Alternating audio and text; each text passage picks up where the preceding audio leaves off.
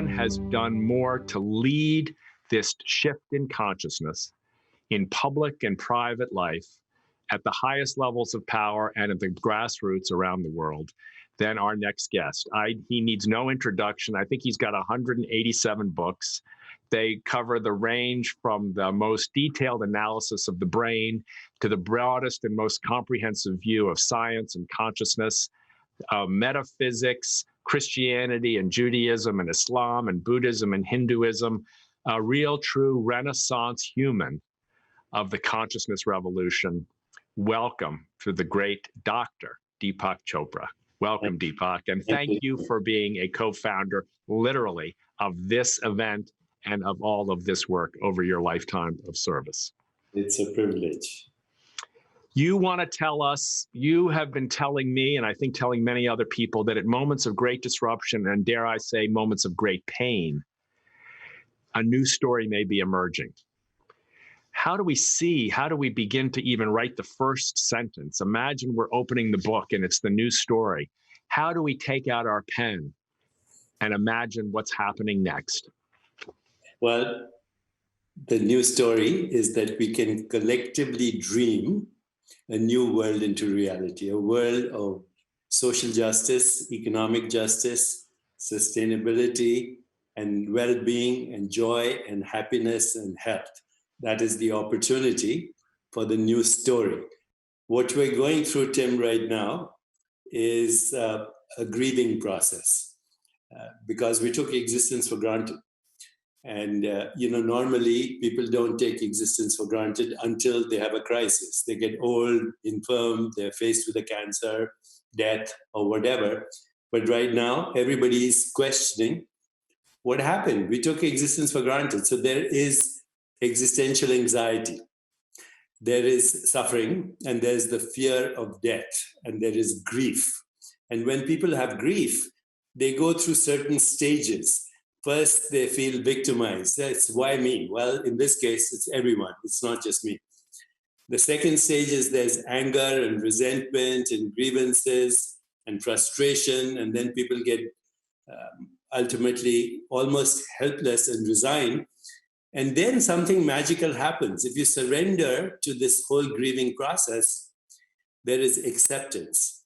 And when there is acceptance, some people find meaning. That's the sequence. Today, we would need to find meaning into how we can get over our last story and reinvent a new story. We have to go through this process right now. A new story, a new meaning, a new imagination, a new creativity, a new global mindset. Because what COVID-19 has shown us is, well, there are no boundaries really.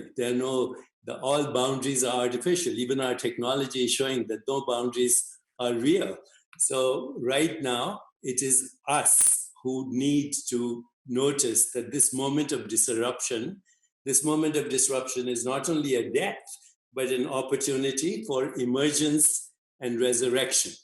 So many social scientists who work in the area of emergence, they say emergence happens when there is a shared vision, which we are embarking on right now, a shared vision, where there is complementing everybody's strengths. So you have all this amazing, diverse group of people with amazing skills, entertainers, songwriters, poets, musicians, storytellers, scientists, ecologists, maximum diversity of people, shared vision, complementing each other's strengths, and then creating a global community, which is exactly what Unite is doing, which can not only dream, but can make the dream a reality by taking action steps, smart goals, make everything measurable, agree on what we all want to achieve, set time limits, take responsibility, make measurement a priority.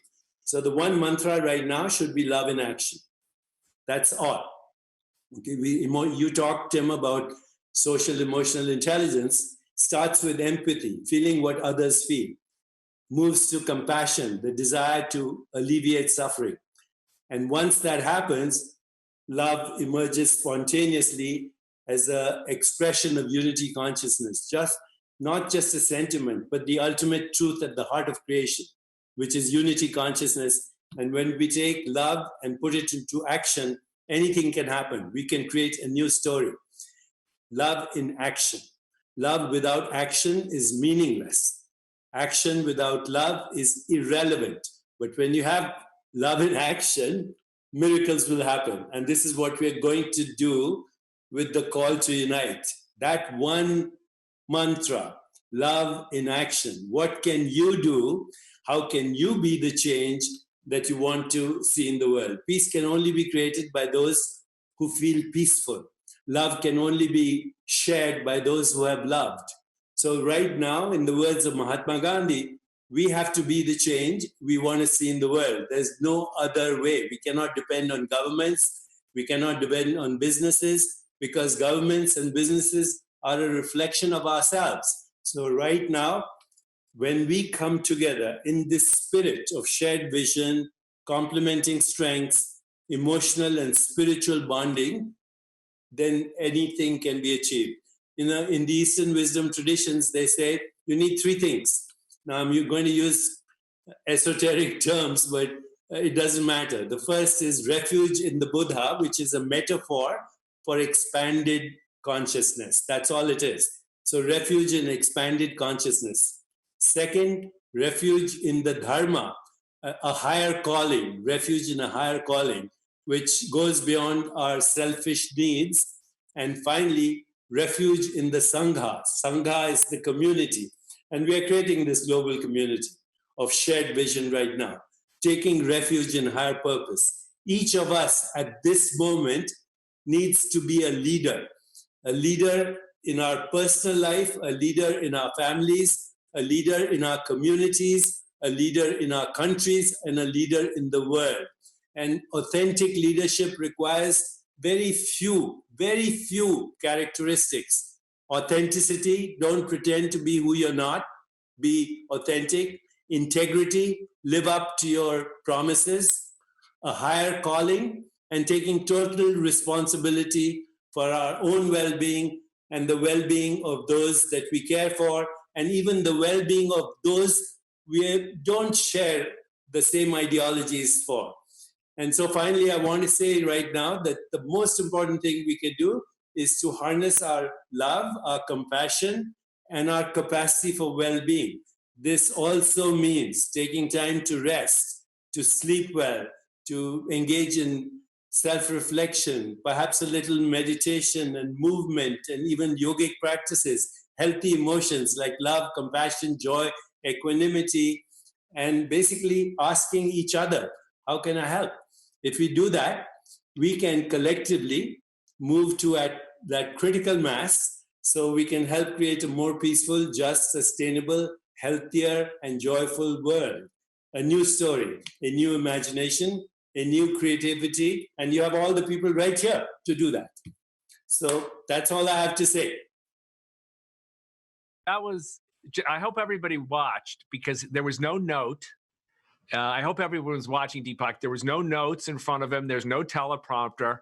That he just writes the entire book off the top of his head like that, which just boggles my mind. I'm sitting here scratching notes like crazy, keeping track of everything so that I don't lose one precious little nugget.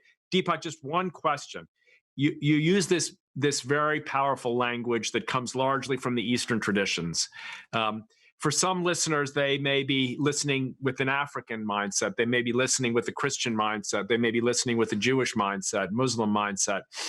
Is there, how do we resist saying, I don't agree with him because he comes, or I don't agree with her because the language or the words or the past is different? How do we get over that hump? Okay, so let's feeling like you're in a different world than me. We can change the language. The same language exists everywhere in every tradition. So one is selfless service. Second is harness your strengths and complement the strengths of the others. And three is create a community. And right now we're doing that. Online communities, right, and also offline communities. When we can get over this social, physical distancing, then offline communities too, real communities. You've started a movement right now called the Call to Unite, and we can rewire the global brain right now through just a shift in intention. When you make other people happy, you give them a dopamine hit, a serotonin hit, an opiate hit, an oxytocin hit. We can do that right now through emotional and spiritual bonding. We can rewire each other's brain, our neuroendocrine biology, and actually restore homeostasis or self-regulation instead of the inflamed world we see with ideological conflict, ethnocentrism, racism, bigotry, hatred, extinction of species, mechanized death, war. In fact, the very word war on COVID-19 is the wrong word. We have wrong metaphors: war on violence, war on drugs, war on poverty. We don't need war. We need creative intelligence, and you are harnessing it right now with the Unite to Call. So I just got a dopamine rush because you sent so much love through the screen and into the universe right there. What I'm taking away from what you said, in addition to the wisdom beneath it, is that we all actually agree on most of these things. That maybe we use different words, but actually we agree. And this is where I think your gifts and the gifts of so many of our teachers on this, in this Call to Unite, in this community, as you say, in this virtual, but soon, I hope, human community, so many of these teachers using slightly different words, but reminding us that fundamentally we agree. We have to take your tradition, your past, your culture, your ethnicity, your churches, your mosque. We don't have to take any of that away. All we have to do is find common language that brings us together. Deepak Chopra, thank you. We'll see you later tonight for our closing meditation. I hope folks will come back around 7:30 Eastern time, if we make it on time. Thank you, Deepak. Love in action. Love in action. Love in action. Justice and joy. Thank you.